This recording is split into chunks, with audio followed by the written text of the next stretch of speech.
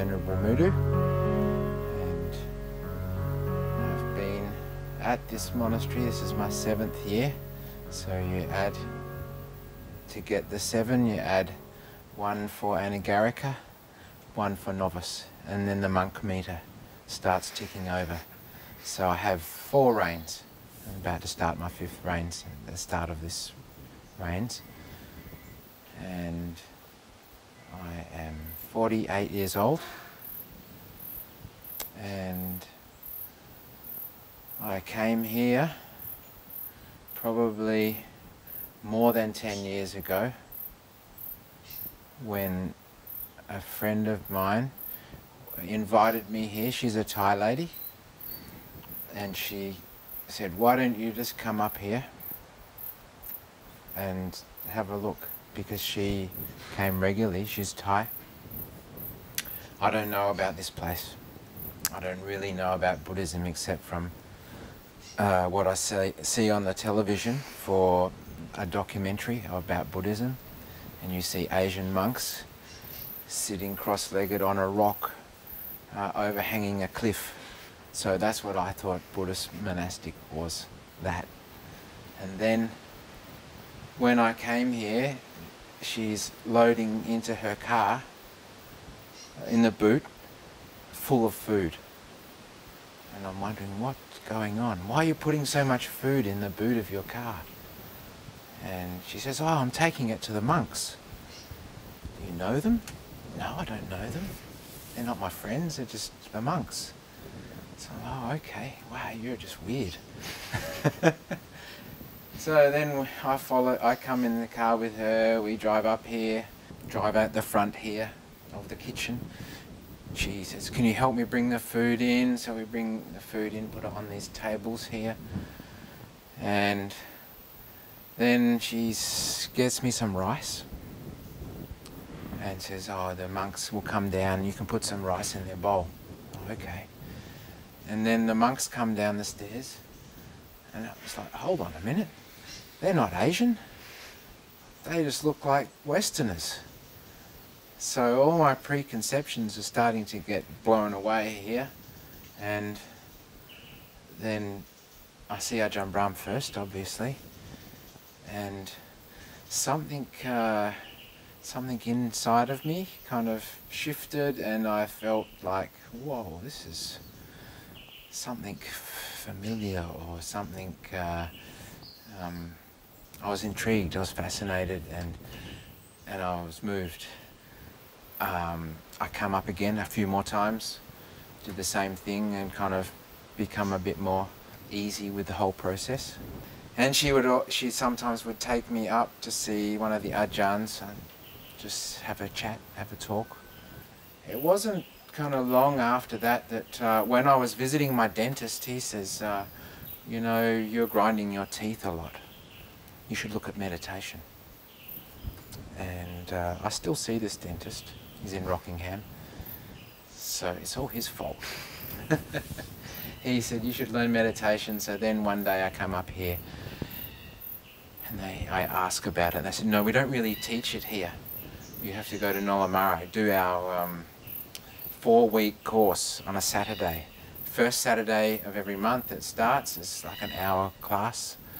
So yeah, I went to that and learned a bit about meditation there, which was very similar to what was in Ajahn Brahm's book, Basic Method of Meditation. Yeah, I found the meditation kind of, it made sense. It wasn't too difficult to grasp. It was doable. It wasn't kind of like, oh gee, this is too hard, I'm going to give up. It was, yeah, I was getting some kind of results straight away, so I thought, oh yeah, this is worth pursuing. I'd learned a little bit of meditation. I'd gone to Ajahn Brahm's talk, so I understood this suffering kind of thing. I was having first taste of it, no problems there. I could kind of see where this suffering's coming from, attachments and this to family and what have you. So yeah, so I thought I'll give being a monk a try. So I sold all my gear, 2 Harley Davidsons, a truck, a workshop, all the gear, all my toys, and it took a couple of years to sell all that stuff. And then I finally kind of had an opportunity to come here, the guest monk said, "Right, we've got a spot for you." I'm like, "Oh, this is all too quick." I was like procrastinating for 2 years, and I was happy to procrastinate for another 2 years. And then they kind of drew a line in the sand, you know, "There's a spot for you here, you take it or you leave it." I'm like, "Oh, okay, I'll take it." So 2012, January 31st, I had my anagarika spot here. So that's how I got here. So I dropped my profession as a designer. So I was working in oil and gas and mining, which is quite, at the time, quite busy in Western Australia.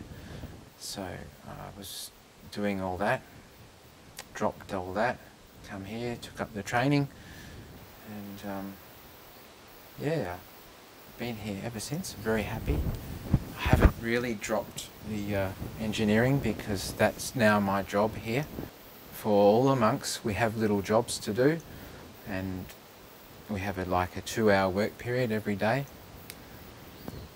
and I get to basically do all the design work for the monastery. So any new buildings, any new developments, all of these have to be put into documentation like drawings, engineering plans and what have you, and then they're submitted to council. So yeah, so I do all that sort of work here, which is handy. All the monks bring something with them, and they get to use those skills here as well, and that supplements their practice, and they can kind of do their meditation and do some work, and that kind of, especially at the start, that's quite a nice balance, because diving straight into meditating all day isn't, I don't know anyone who can do that. Did you stop grinding your teeth?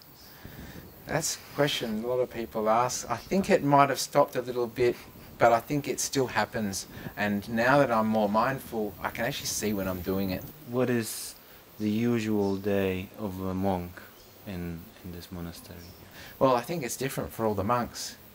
It's different because everyone has a different mind, so they have different kind of motivations, and they kind of see their meditation differently than others. You know, for me, I kind of take all of my instructions from Ajahn Brahm's teachings. I don't read much, so I don't look outside for other teachings, and I never did any searching for monasteries. I just happened to just land here one day, and I thought, oh, this looks good. So I'm different than other monks. Some other monks have been to this monastery, that monastery, they've tested all this stuff out. I just found that this was really nice straight away. I liked Ajahn Brahm's teaching style, making peace, being kind, being gentle, and he's always left our meditation practice up to us. So I would call it a self-paced kind of meditation practice. So you do what kind of is comfortable for yourself. Some monks will meditate more, others will meditate less. Some will read more, some will read less. Some go to the Pali classes, others don't go to the Pali classes. There's no kind of obligations to do kind of getting up at a certain time. Basically, there's a few obligations at this monastery. Obviously, coming to the meal is one of them, because if you don't come to that, then you don't eat. And as a junior monk or a monk under 5 reigns, you're also obligated to go to the Vinaya classes. So for the first 5 years as a monk, you go to those, plus the 2 for anagarika and novice. We basically all meet down here in the kitchen for breakfast at 6:30, and then that is on 4 days a week: Tuesday, Wednesday, Thursday, Friday, and then we have a long weekend every weekend: Friday, Saturday, Sunday, Monday. So that's pretty cool. It's good work hours. And we meet for breakfast 6:30, and then we have a light breakfast, nothing too big.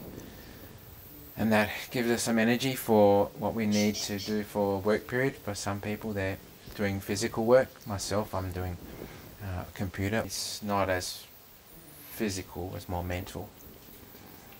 And then after the breakfast, we have a work meeting at 7:15, and then we all go off to work. And then at about 10 o'clock, we all come back for the meal, and then wash our bowls after the meal, and then we're able to go and do our own practice in the afternoon. And that would also involve, if you want to, you can have a rest, or you can do some study, or go for a walk. Basically follow what your heart wants you to do, is what Ajahn Brahm kind of teaches us. Ask yourself what your heart wants to do, and just do that. And sometimes you might feel lazy, you might not want to do anything, so you just kind of do that. But once you kind of been here a little while, you kind of exhaust all of these other options, and you're just left with meditation. So you just do that. And I don't read much. I don't particularly like reading. I'd rather kind of listen to the talks. If it's a Sutta class, I'll listen to that rather than kind of read a Sutta. But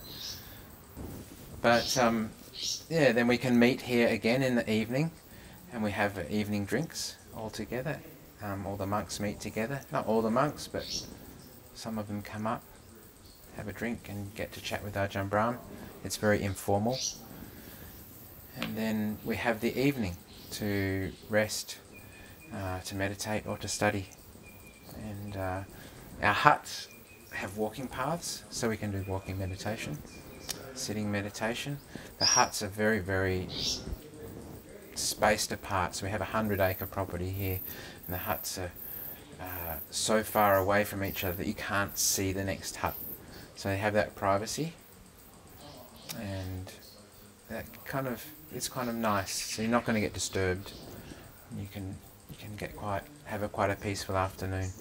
On the weekends, we don't have the work period in the morning, so I like that time to meditate. After the breakfast, go back to my hut. You can just enjoy the morning before it gets too hot. In the summer, it gets a bit hot, so it's still nice and cool in the hut. And huts can get a little uncomfortable on the hot days in summer. You get 3 or 4 days in a row that's over 35 degrees, and the huts become like ovens. They're not particularly comfortable. And I like to do my kind of dana, which is the work that I do. I find that fuels my meditation. It brings me a lot of joy doing the engineering work for the monastery. So if I can do that, it gives me a sense of satisfaction. And then when I go to sit, I have quite a happy kind of mind state. One of the anagarikas here will drive me down, and I go to the prison. There's 2 prisons down there, so I go to a prison farm, and then I do 2 public talks, which includes a Sutta class and guided meditations. And then the last day I go and teach at the prison, the other prison, the maximum security one.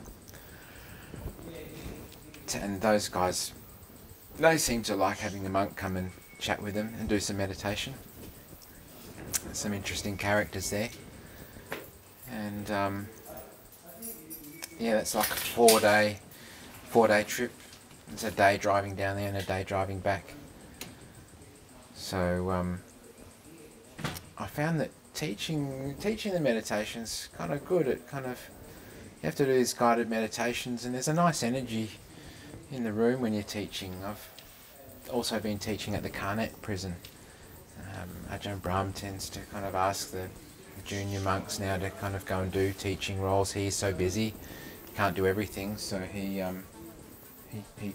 lets the monks go up and start teaching. So that's what I've been that's what I've been doing. I've been really enjoying it. It's a little bit nerve-wracking at first because you kind of have that expectation you're supposed to perform like him, and you can't, so you just have to do your own style. That's what I do. It seems to work all right. Everyone's happy enough. I get invited back to go to Albany, so it must be working okay. Yeah. So Bhante, you also have a hobby in here. You have a workshop, and you work on some real stuff, mechanical, metal stuff, right? Oh yes, we have quite a good workshop here, and when the opportunity came up to work on the cars, maintain them, make sure they're running well, because the monastery has quite a few vehicles. It's a big property. We've got an old Deutz tractor, I'd say to be a 1967, possibly, so around that age. It's a beautiful German old tractor. It's a 3-cylinder air-cooled diesel, and it's got the most beautiful sound, you know, for like, it's old school. We can even run it on our deep fry oil from the kitchen here. We have a couple of Suzuki Vitaras, which are like little workhorses around the monastery. They're 4-wheel drive, so they can go anywhere. We've got to maintain fire breaks and stuff like that, and so they just get filled up with tools and driven to different parts around the monastery during the work period each day. We have vehicles that go into town that take the monks to doctors, dentists, the ones that take Ajahn Brahm to the airport regularly. They all need to be maintained. And we've got a wonderful workshop.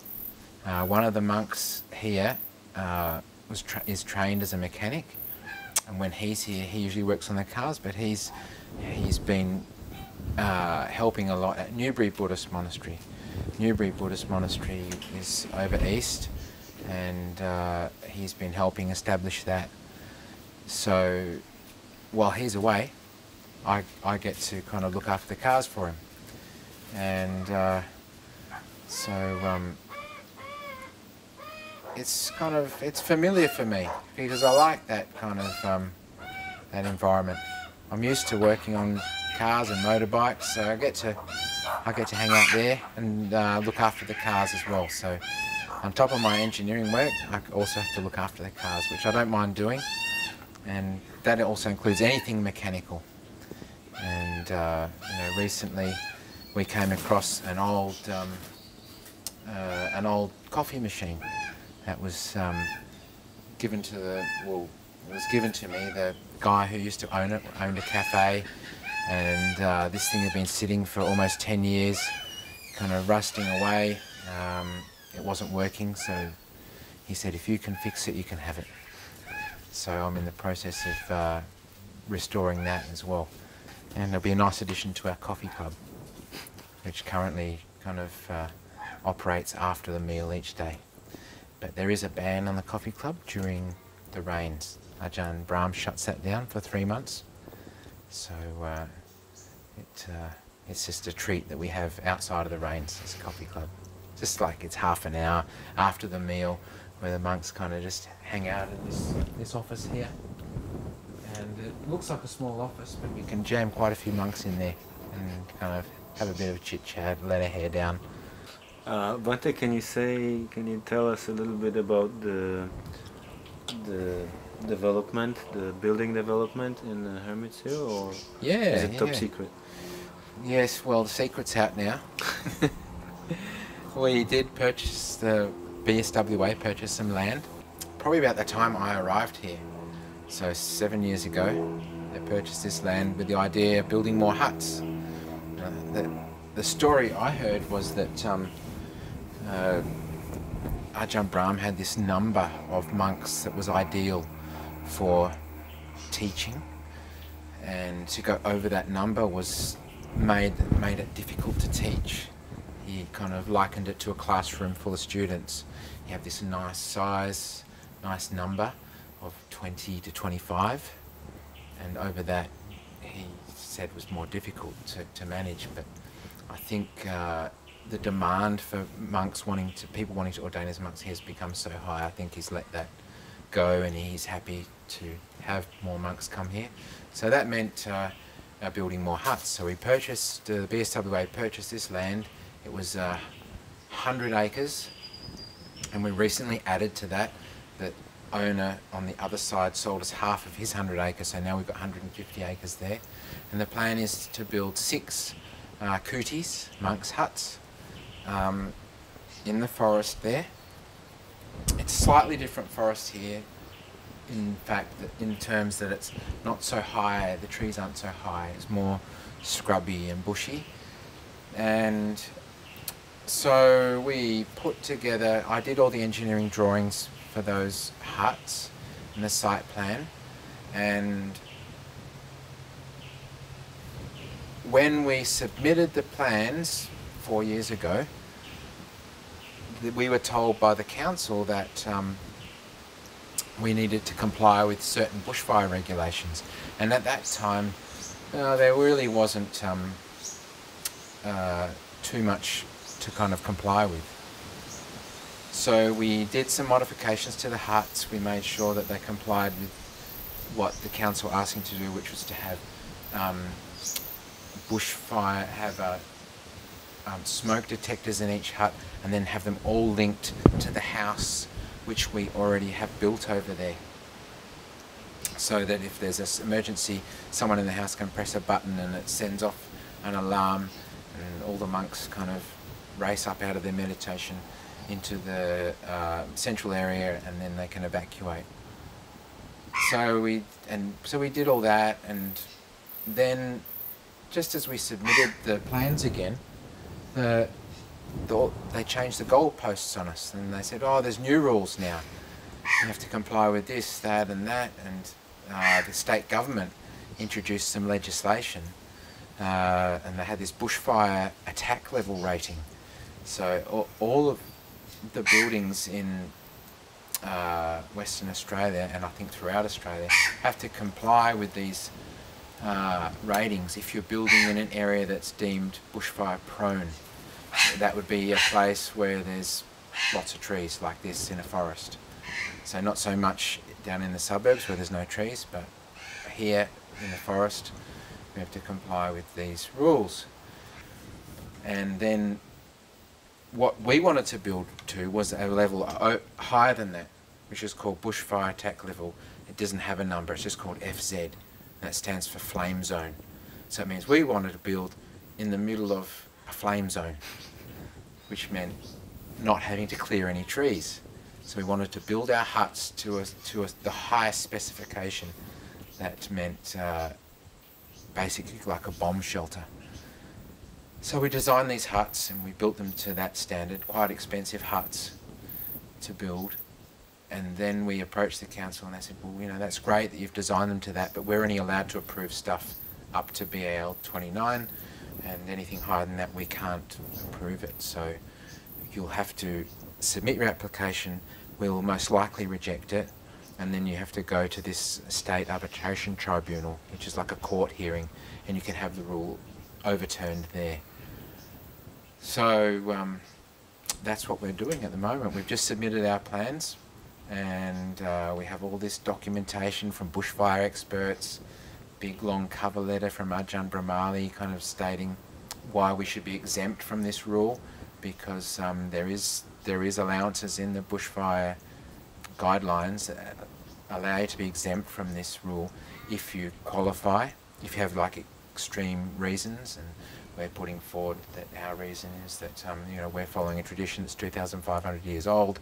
This is something that the Buddha wanted us to do, was to be close to nature. This is an essential part of the practice for us, and that you know, we do provide a significant kind of role in society for counselling, teaching meditation and stuff like that. So, yeah, so it's a bit difficult. We don't know how it's going to go, but if we do win and we get to build it, there'll be 6 more huts, so we can have 6 more monks come here, which means that the waiting list for the monks, we can we'll be able to let 6 more in, because there's a huge waiting list at the moment. There's an Australian waiting list and an international waiting list. By law, we're obliged to take Australians first, because of visa kind of guidelines and rules, and then international visitors second. But nonetheless, those lists are long, and people are really anxious to get in here. So if we can get those 6 huts built, it'll be wonderful. I don't know why more people don't come and become monks, because it's such a beautiful lifestyle. It's you renounce your stuff, but it's not really that. That's not the hard stuff to renounce. The hard stuff to renounce is all the stuff in your head, in your mind. And being at this monastery is it's a nice monastery to be at. I have my brothers here. They're all really, really kind-hearted people, and they're good mates. They're all my mates, you know. I've got 25 odd monks plus all the new Anagarikas. They're wonderful people. The support here at the monastery is really good as well, in terms of all of the, you know, I have everything I need. I'm warm, I'm well fed, I'm healthy, my teeth are looked after, my health is looked after, and you don't have the stresses of kind of a family life. I couldn't be happier, really, and that's the good foundations for a good practice. I have this kind of baseline level of happiness. I saw the monks here look like a nice lifestyle. Give it a go, and I haven't looked back. And one of my mates has just followed me here from engineering. A guy I was working with. He's just started here as an Anagarika Pauli. So I wish him well. I hope he goes well, and he looks pretty happy. So I hope to see good things from him. Yeah. Maybe one day in Poland there will be a monastery, because now it's not. So maybe we will call you, or we will email you for you to design the monastery. What would you say to that? If I have the time, I'll be more than happy to help out. Yeah, I mean, I've got all the plans here for existing ones, and I've got the knowledge of the sizes, because we've got certain sizes we like to stick by to keep the monks, keep the huts simple. They're small, they're easy to clean. You don't have a toilet to clean or a shower to clean. You've got this tiny little 3 meters by 4 meters hut. Very easy to clean, yeah. But I'll be more than happy to help do that, yeah, for sure. All right, Bante. It was a very good interview. I'm really happy. Yeah. I don't know if you're happy. Yes, yeah, I'm very happy. Thank you for giving me the opportunity to chat with everyone. Thank you, Bante.